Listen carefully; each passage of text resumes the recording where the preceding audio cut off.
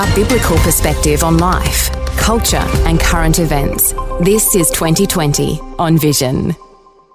Years ago, the word surrogacy was rarely mentioned in public life, and as it is in so many areas of our modern world, technology is creating new possibilities for outcomes never previously seen. But as the technology pushes outcomes, often the ethics trail behind. Today we welcome Jacob Hill, who heads up the Western Australian branch of the Australian Christian Lobby, and he's here to speak with us about the Assisted Reproductive Technology and Surrogacy Bill, or ARTS Bill for short. Welcome to 2020, Jacob Hill. Hey, Tosh, thanks for having me. Thanks for coming on and joining us in conversation today, mate. WA's got some big news here with this bill before the public conscience. Can you bring us in to speed across the rest of Australia what the news is there?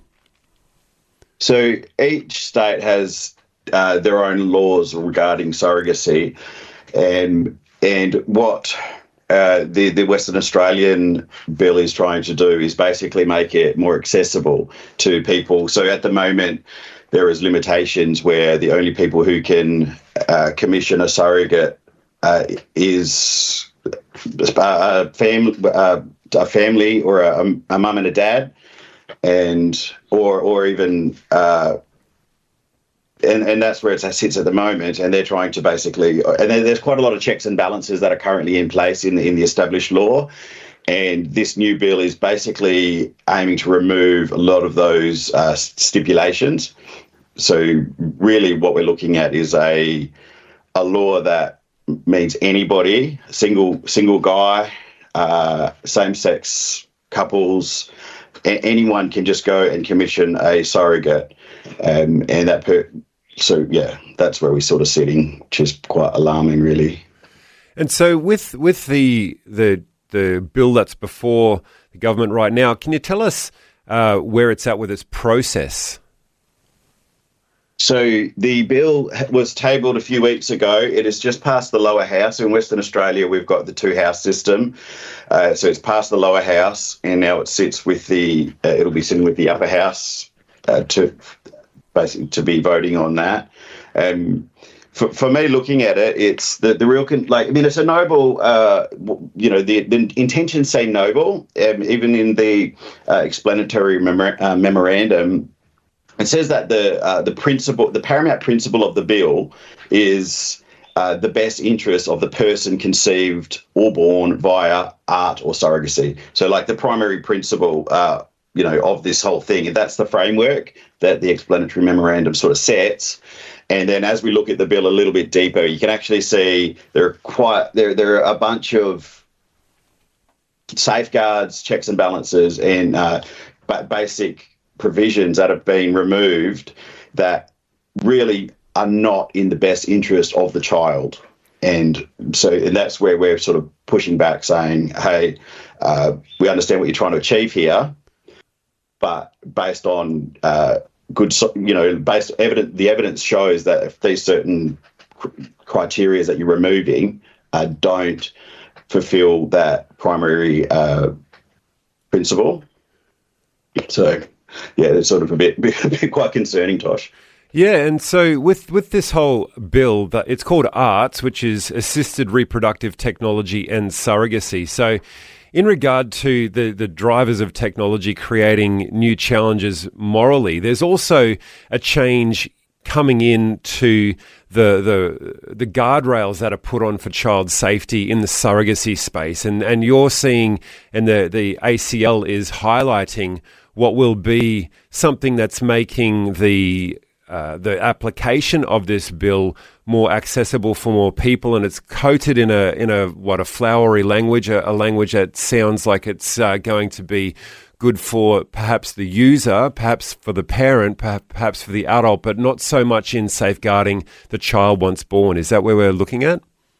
Yeah, basically. And one of the challenges with a bill around an issue like surrogacy is everybody agrees a family's good, and everybody agrees that people should be able to have a family, and and there is so a lot of the effort we have to make with this particular bill is explaining that the underlying education around it. It's like, yes, absolutely, families are God's idea. Families are amazing. Like, you know, it's one of the most important parts of life. But but then what some people frame it as, everybody has the right to a family or to have children, and it's like, well, okay, let's hold that. And then, so if everyone has the right to have children, wouldn't every child have the right to have parents, to be raised with their parents? And, you know, naturally, it's the biological parents is the setting, you know. And I think, and where we see our challenge with education on this area is we need to be super careful, because a lot of the pushback will be, well, I was raised by a single mum and she did a great job, or I was raised by adoptive parents and they, you know, and they loved me and gave me an amazing life. Which the thing is single mums are full-on heroes. They are absolute legends. My mum raised me and my two brothers from, you know, through our teenage years by herself. It was a mammoth effort, you know. No doubt. My father, yeah, man, raising teenage boys is hard when there's a couple of years. My grandparents on my dad's side were his foster parents, and you know, they're like my family. They're my grandparents. But I also know the trauma my dad went through, not knowing who his biological father was, not being able to spend time with his biological mother, and you know, so these are redemptive situations. So they can't actually be used as, you know, well, it's okay for one person to raise someone. It's like, well, my dad leaving, like, when my parents breaking up was the most traumatic thing that ever happened to me. I've spent my whole life working in addiction recovery and homelessness and through the community services sector. Family breakdown is the most traumatic. The absent parents, are the most traumatic things that children go through. And what this right to have children sort of impinges on the right of the child to be raised in an optimum environment, in an optimum situation, where instead of saving someone who's in a really tragic situation, you're actually creating that tragic situation intentionally for the adult's gratification, which, mate, that's not parenting. Being a dad is about you sacrifice for your kids. It's not your kids sacrifice for you. You know what I mean? That's a really salient point. I think the issue in its postulation to the broader community, it's in around the rights of that individual adult, but those children. I mean, research shows that you don't have to look too far to find out that the best place for a child to be raised is in the home of its two biological parents. And with surrogacy, it does open up all kinds of questions and issues for the child later in life. Adoptive children often go searching in trying to find their biological parents, trying to ask that question, who am I, where do I come from, how do I make sense in this world, where do I fit, who do I belong to? And so what you're really saying in the ACL is, and obviously out of Christian thought as well, is we're front-loading these kids with a bunch of issues that they're going to have to wade through, that if we restricted the access to surrogacy, the kids that are born are going to be born with less of those front-loaded issues. Yeah, you're creating trauma. Like these things that happen are the most traumatic things a child will ever go through, typically. It's true. And then but that's being inflicted on them from day one. Like, there was never a chance that this kid was not going to be raised with its birth parents, like with its, especially in the case of like a single person commissioning a surrogate. Like, they don't, and you know, you're talking about the most ideal situation is your biological mum and dad. The next most ideal is mum and dad, where you've still got the male and female like parents, because it's critical. Like, and you miss a lot if you don't have a dad, or you miss a lot if you don't have a mum, like in your development. Yeah. And it's not fair to do that to a kid. But so that's the first part. There are provisions in this bill to help the young person to be able to know its genetic lineage. So like, I think then that's a noble piece of this. But there are a few really glaring, which I like, with, you know, having a background in community services, I struggle to understand how some of these oversights, hopefully they're oversights, because otherwise it's really, really concerning how they're in place. Like, one of them is to commission a surrogate, you don't need to have had a screening, like a criminal screening check. Like that's not required in this bill. What? It's yes, exactly. Like exactly. Okay.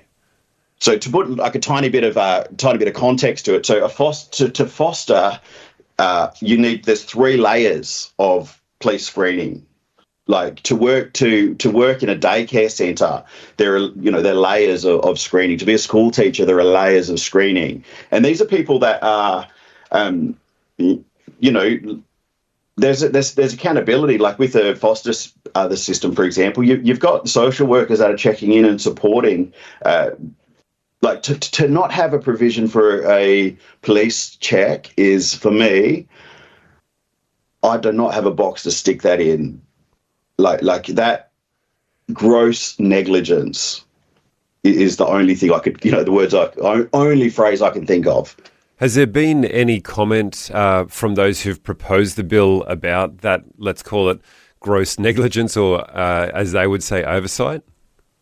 So what I have heard come back through is a parent doesn't need a working with children's check to work with their kids. So now the issue with that is that, and I'm actually drafting a letter to go send to Upper House members just now, and I've got the references and everything for this. But the problem with that is that's a really, really limited exemption. So what that exemption is for is like you are going to volunteer at your kid's school for the day, and therefore you don't need a working with children's check to go and do an activity with your child in that controlled setting where typically the employees or volunteers would need that working with children's check. Sure. That's the situation that is being held up as the reason why these guys shouldn't need a working with, a police check. It's such a limited exemption where it's actually preposterous that's the example. Yeah, because and I guess probably some of the sentiment around it is as well as like, well, you don't need to have a criminal check to have a kid. But when other people are asked to support somebody to have a child, you're essentially endorsing them. By supporting that person, you're endorsing them as a fit parent, and that. How can you do that without a proper background check? Yeah, working with your child in a school is a community, is a community institution, and being a part of one of these surrogacy programs, you could easily argue that that's a community institution as well. That's part of public life that one has to participate in. And so therefore one would think that those same kinds of measures should be in place in that environment. Yeah, for me, I don't have a box to stick it in. Like I literally at that point, this bill falls over as far as like duty of care. Yeah. Like if you're doing anything with a minor in the community service sector, in the educational sector, in sports, anything to do with a child, you are not allowed to start without having applied for a police check. Yeah. Like it's the most basic duty of care protocol, and it's not here. Like for me, that is just grossly alarming. And there's also instances where, and the thing is a check doesn't stop it, but it's one layer of protection. There are instances. There was an Australian couple, 2 blokes who had a surrogate child, and that some of the most gross exploitation that some of the police departments have ever seen through a surrogate child. And that's like. So just to restate that, we've got a case here in Australia that you're referring to that's 2 males that are a couple that have had a surrogate child, and then it's been recorded on public record that they've grossly abused this child. Is that what you're saying? Yeah, I think the actual quote was one of the most extreme cases of exploitation that department had ever seen, was the actual quote. And wow. It's nuts. But, I'm not saying like that everybody that's doing it is going to be doing that, but it's just a layer of protection we can put in, because these kids are going to have zero, they're going to be spending most of their time with these people. And we know most people are good people and most people want to do the right thing and are doing the right thing, but it's just the most basic duty of care protocol that there is in working with children. It's mind-blowing that in engaging with children that you don't have a police check as part of your criteria. And you said that the bill has passed the lower house. Did anyone make comment on this from that College of People? I believe so, and I believe the outcome was, volunteer parent does not need a working with children, or doesn't need a working. And that's what I was speaking to with that, with my response, yeah. And because there's a two, so that's for me, and that's my biggest concern is actually the fact people are setting the kids up right at the start for just you're giving them this horrific situation that is a trauma. Like I was saying, the most traumatic thing that ever happened to me was my parents separating. Watching my dad try and work out who his dad was his whole life, it really affects people.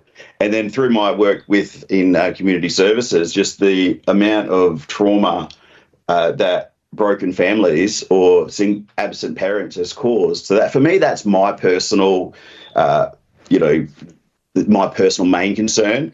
The no police check is, I don't even have a box to stick that in. That to me just says negligent. But the actual, the big picture, surrogacy is banned across Europe. You've got France, Germany, Iceland, Italy, Norway, Spain, Sweden, Switzerland. They ban surrogacy. You can't, you're not allowed to do it there. Wow. Because of the exploitation of women and the danger of that. So that's internationally, that's actually the focus because of the amount of the trafficking that goes on around it and the opportunity for exploiting women. And one of the things with this bill, so currently the law stands, to be a surrogate mum, you have to be 25 or older and you have to have already had a kid. Right. Now, this bill proposes that any 18-year-old girl, she's good to go. Wow. And so that 18-year-old girl is, you're kind of alluding to that she's going to be placed in situations that are going to be perhaps beyond what she's prepared for.